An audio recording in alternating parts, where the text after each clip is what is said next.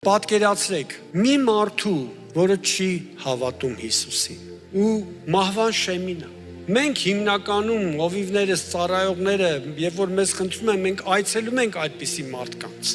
Այցելում ենք, որպեսզի գոնե հնարավորություն տանք ավետարանը քարոզելու, գոնե այդ մարդիկ լսեն, բայց կան մարդիկ, որոնք այնքան են համառում իրանց մեղքերում, որ չեն ուզում լսեն Հիսուսի մասին։ Իհարկե շրջապատված են իրենց ընտանիքով, բայց գիտեք ինչ, մի քարոզիչ էր ասում, որ կյանքը անբուժելի հիվանդության նման բան է, որ վերջում մահանում են բոլորը, ինչքան էլ երկար ապրենք։ Եվ այդ ամբարիշտը արդեն մահվան շեմին կանգնած էր։ Հայացքը ուղղած ինչ-որ մի կետի ու հայացքի մեջ կարծես վախ կար, սարսափ կար, ու ընտանիքի անդամները նայում են ու չեն մտածում են, կարող է ինչ-որ մի բան է տեսնում, մենք չենք տեսնում։ Ու գիտես մի